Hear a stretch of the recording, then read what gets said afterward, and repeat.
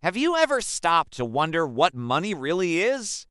Not the coins in your pocket or the bills in your wallet, but the money you use every day. The money that pays your bills, buys your groceries, funds your dreams. For most of us, this money isn't physical at all.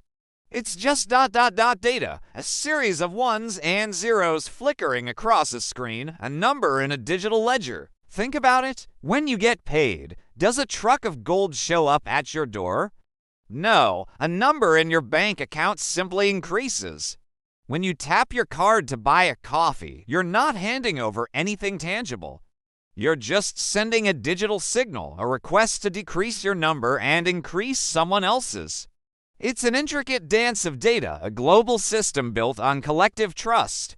We believe these numbers have value, and so they do. This system is a modern marvel. It allows for seamless, instantaneous transactions across the globe.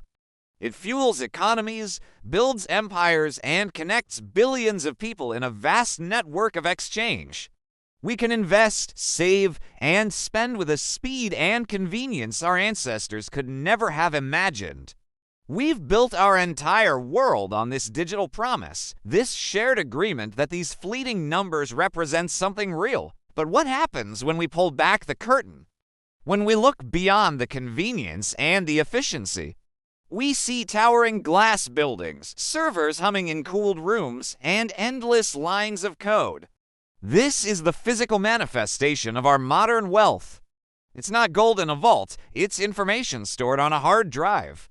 Our life savings, our debts, our entire financial identity reduced to electrical impulses. This abstraction of wealth has profoundly changed our relationship with it. Money is no longer a finite resource we hold in our hands. It's an ever-flowing, seemingly infinite stream of digits.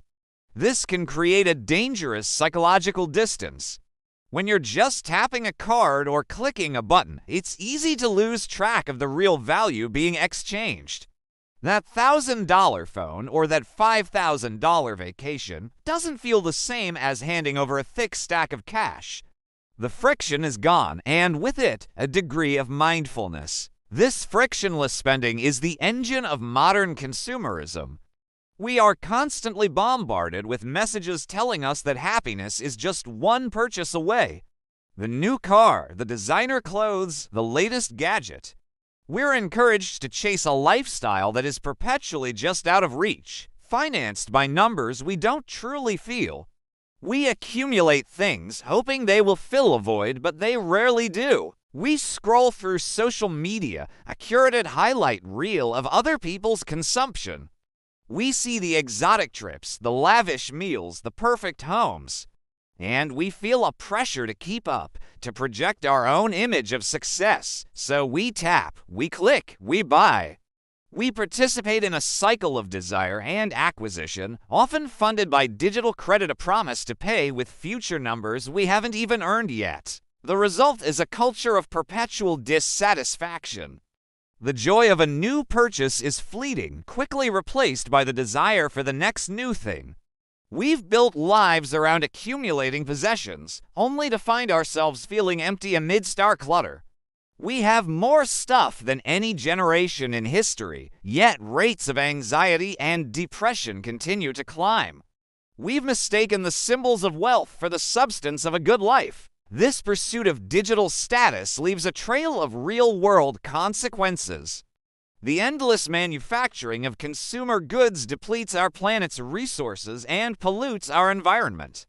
The fast fashion industry, the planned obsolescence of our electronics, it's all part of a system designed to keep us buying.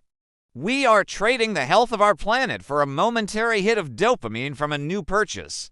The numbers on the screen are abstract, but the mountains of waste are very, very real. So, how do we break free? How do we find meaning in a world that tells us our worth is measured by the numbers in our account and the things we own? It starts with a shift in perspective. It begins by consciously questioning what wealth truly means to us. Is it a number on a screen, or is it something more? True wealth isn't about accumulation, it's about sufficiency. It's having enough to live a life of purpose and security. It's found in our relationships, in our connections with our community and the natural world. It's the richness of experience, not the richness of possessions. It's the freedom to spend our time on things that matter rather than being trapped on a treadmill of earning and spending. This isn't a call to reject the modern financial system entirely. It's a call to use it with intention, not to be used by it. It means creating a budget, not as a restriction, but as a plan for your freedom. It means distinguishing between your needs and your wants and finding joy in things that don't come with a price tag. A walk in the park, a conversation with a friend, learning a new skill, these are the things that build a truly rich life. Imagine a world where our goal wasn't to have more, but to need less. Where we valued durability over disposability and community over consumption. Where we measured our success not by the size of our bank account, but by the depth of our relationships and the positive impact we have on the world around us. This world is possible, but it requires a conscious choice from each of us. The next time you're about to make a purchase, take a moment to pause. Ask yourself, why am I buying this? Will it bring me lasting joy, or is it just a fleeting distraction? Is this a true need, or is it a desire manufactured by an ad I saw? By bringing this simple act of mindfulness to our financial lives, we can begin to reclaim our power. We can start to detach our happiness from the endless cycle of consumerism. The numbers on the screen will continue to dictate much of our lives. They are a tool, and a powerful one at that. But they are not the measure of our humanity. They are not the source of our worth. True wealth lies in the life we build, the love we share, and the peace we find within ourselves. It's a wealth that cannot be quantified, digitized, or spent. It can only be lived. Thank you for watching. If this message resonated with you, please consider liking this video and subscribing to the channel for more content that questions the world we live in. What does true wealth mean to you? Let me know in the comments below.